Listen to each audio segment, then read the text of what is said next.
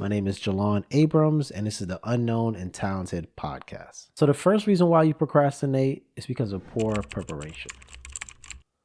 If you fail to plan, you plan to fail. As adults, our time is very limited. We have our 9 to 5, might have kids, we have significant others, we have so many different things going on, and we're trying to balance our time. A lot of times we put our goals and aspirations on the back burner. More and more you procrastinate doing the things that you need to get done for yourself, you can end up running out of time. It's only 24 hours in a day.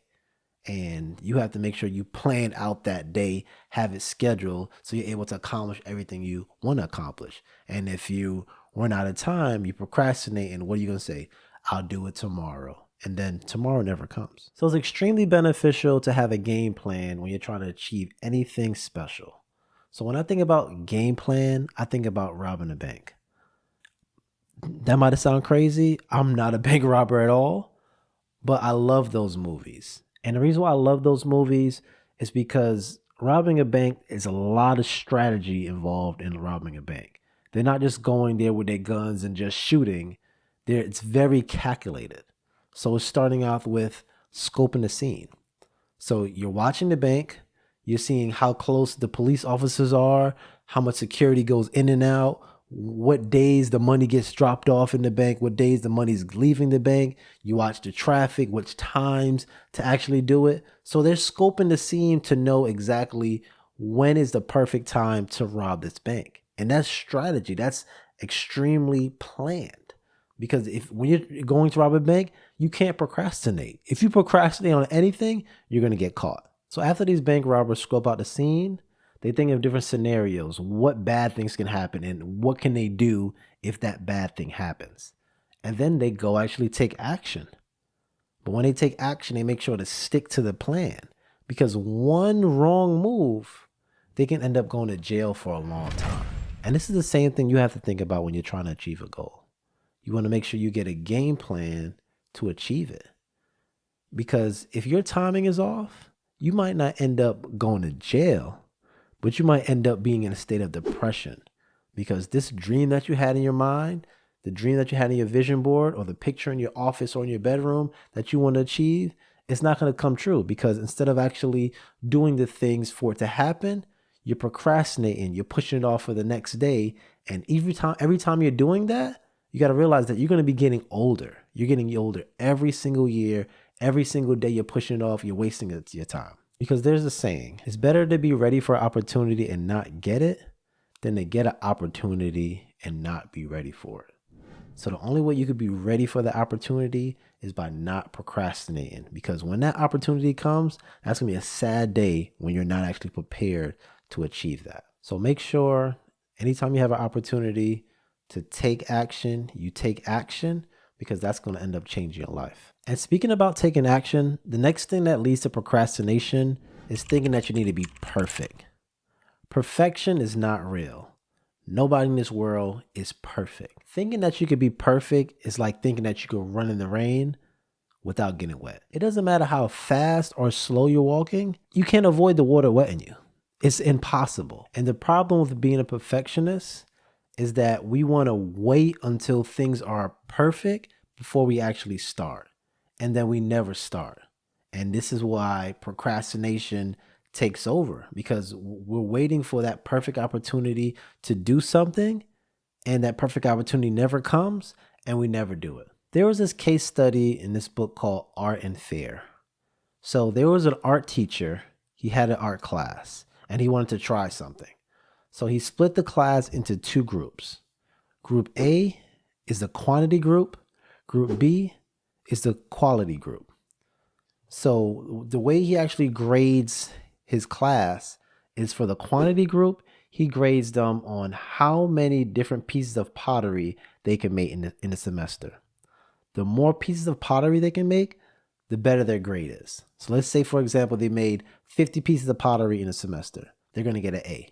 If they made 40 pieces of pottery in a semester, they're going to get a B, and so on. In group B, this is the quality group. He wanted them to make one piece of pottery. That's it. This needs to be the best piece of art you can possibly make, and you're going to get graded on how great this piece of artwork is.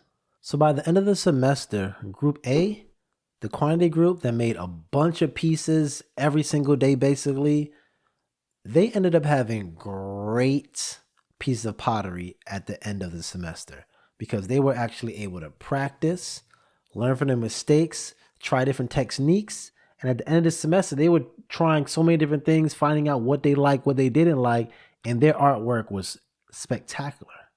Group B, the quality group, by the end of the semester, their artwork didn't look that great because they were actually just trying to make sure that one piece was perfect. They had no practice. They weren't able to learn from their mistakes. They were just trying to make this one thing perfect, and they weren't getting the practice in.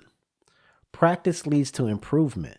So even though Group A's job was to make as much art as they can, and Group B's job was to make perfect art, the actually group that actually continuously tried different things, continuously kept going, continuously doing it, they ended up being way better than that one group that tried to be perfect.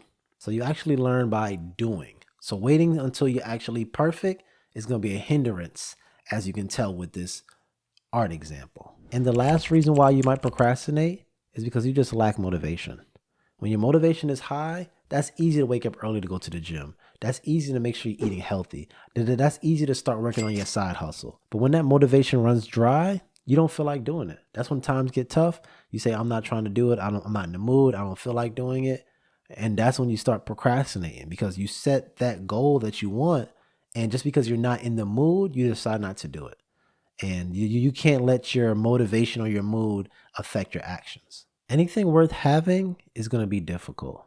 So you're going to have to get used to delayed gratification. You're going to have to get used to working out when you don't feel like it, working on that side business when you don't feel like it. Because even though you don't feel like it, you're doing something for the end result. You're so used to immediate gratification, things happening right away. And anything special you're going after, it doesn't work out like that. We are all addicted to dopamine. What dopamine is something in your brain that gets triggered every time you get a reward. So every time you get a reward, you get that dopamine hit that makes you excited for the time being. So let's say, for example, you get home from work, you're stressed out, like you're extremely mad. And then you go in the freezer and get that ice cream. Once you start eating that ice cream, you start feeling good. You start forgetting all about all your worries and you're in a great mood. That is dopamine. It makes you feel good for the moment. You got that reward, that instant gratification of that ice cream, and makes you forget everything else going on. And now you're in a great mood. And the problem with this thing called dopamine is that it triggers pleasure, but it reinforces bad habits. So every time you feel bad or stressed out and you're eating ice cream, now that makes you feel great. Now what that leads to is, bad eating habits. So now you're just eating ice cream every time you feel bad because this ice cream is going to make you feel good. The ice cream is giving you that dopamine you need to keep going, but ice cream is not healthy, especially eating it every single day. And if you really think about the word dopamine, it has the word dope in it. It's legit a drug. So instead of actually accomplishing things, you keep returning back to that drug that makes you feel good for the moment. And that's the problem with drugs, is that people turn to drugs because they want to feel good. They don't feel great. They're in a bad situation in their life. And now they turn to that drug because that makes them escape. And that's the same thing you do, which you might not even realize. Every time you're running to that snack that you have, you're running to social media, you're playing video games, you're on TV, you want to actually feel good for that moment. What you got going on right now doesn't feel good, and you escape to these things to make you feel good. That's dope. That's drugs. So if none of those things affect you, find the dope in your life. Find the thing that you use to procrastinate on what you really need to go after. Find that dope and remove it from your life.